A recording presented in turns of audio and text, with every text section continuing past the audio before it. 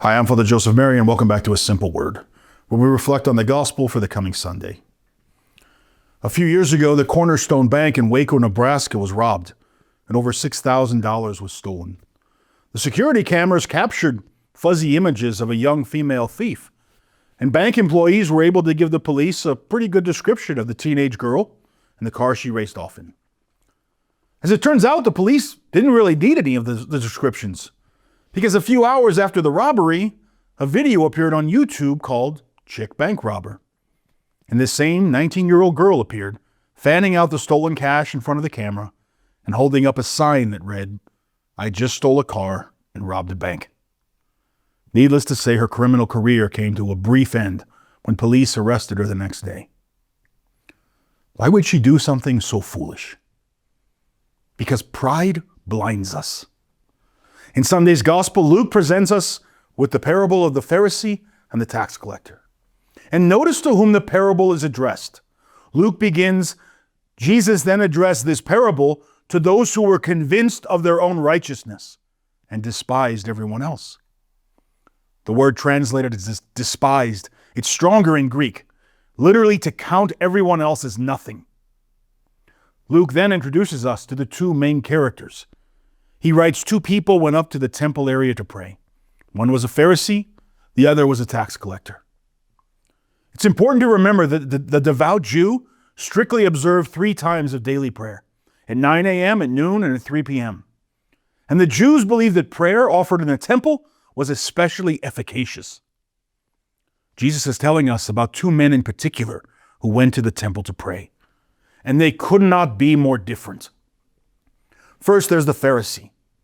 Luke tells us the Pharisee, quote, took up his position. Remember, the gospel says elsewhere, Pharisees love places of honor and prominence. So this Pharisee takes up a prominent, visible place in the temple. He raises his hands in the orans position, and he begins to pray. Except that he doesn't, because this isn't a prayer at all. Listen to what he says. "Oh God, I thank you that I'm not like the rest of humanity, greedy, dishonest, adulterous, or even like this tax collector. I fast twice a week. I pay tithes on my whole income." This isn't a prayer. It's a list of his own accomplishments. It's a litany of his accolades. He says that he fasts twice a week. The Jewish law prescribed only one obligatory fast, on the Day of Atonement, or Yom Kippur. But those who are especially devout fasted every Monday and Thursday. Ironically, these were also the days of greatest commerce in Jerusalem, when country people flooded the city to shop at the markets. And it wasn't uncommon for those who fasted to smear their faces with white powder and to wear tattered, disheveled clothing. They wanted the largest possible audience for their piety. This Pharisee then prays that he pay tithes on his whole income.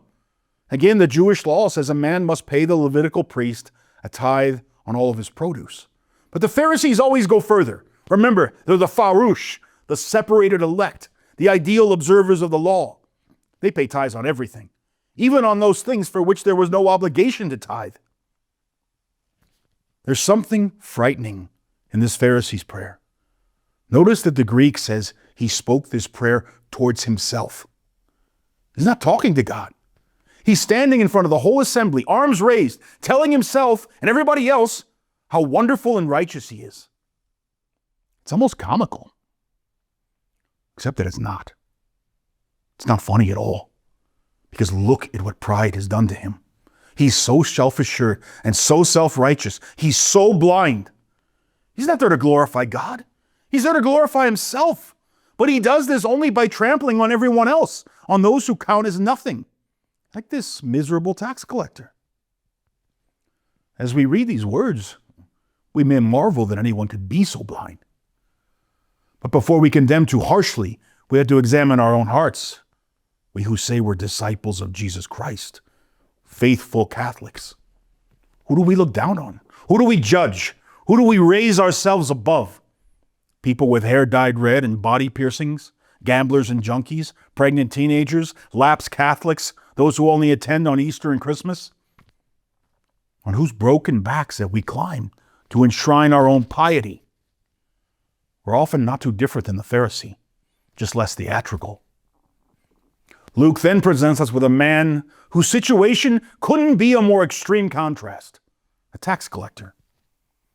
These were Jews whose job was to collect taxes on behalf of the Roman Empire. They had to bid on the contract for collecting taxes in a certain district. And if they won the contract, they would be responsible to Rome for delivering the agreed upon amount. These men weren't just hated because they were traitors to their people. They were hated because they assessed more taxes than was legal in order to beef up their own income. And if a farmer or carpenter couldn't pay, he was turned over to the Roman soldiers. Tax collectors used extortion, coercion, and threats to line their own pockets. These men were the scum of the earth. Notice the striking contrast in how this sinful man prays. He stands at a distance, his head is bowed in shame. He's beating his breast in mourning, and all he can say is, "God, have mercy on me, a sinner." But the accurate Greek translation is not a sinner, but the sinner. God, have mercy on me, the sinner. In his own eyes, he's not just a sinner. He's the worst of sinners. He sees the truth about who he really is. And look at what Jesus is doing here. He's saying this man who keeps all the rules, who observes the law with the utmost perfection, is blinded by pride. He can't see the truth about himself. And so he'll never see the truth about God. But this bent, broken, weeping tax collector, this man who doesn't dare raise his eyes to heaven, this man can see. He sees the truth about who and what he is. And so he'll come to know the truth about God. And who is God? In relation to sinful man, who is God? In the Old Testament, Moses asked God for his identity, and God responds, Yahweh, I am. It's a sentence, but it's incomplete. It's an identity without a focus. God remains a mystery until Jesus Christ. Jesus is a Hebrew name, Yeshua, meaning God saves. Only in Jesus Christ do we come to know the fullness of the divine name, Yahweh Yeshua. I am the God who saves. But the great tragedy of the Pharisee is he doesn't know he's a sinner. His pride has blinded him to the fundamental reality of the human condition. And because he doesn't really know who he is, he doesn't know who Jesus is. He doesn't see a need for Jesus. He doesn't need to be saved. He's pitifully, damningly blind. But Jesus says the tax collector went home justified. The tax collector saw the truth about himself, and so he came to know the truth about God. The sight of his overwhelming sin convinced him of the divine identity. I am the God who saves you. As we examine our lives today, as we look at our relationship with God and how we treat other people, especially the poor, we need to ask a fundamental question. Do I know the truth about myself? Despite all of our gifts or talents, or how careful we are to be faithful to the commandments and the teachings of the church, do we really know the truth about who we are? Can we really see?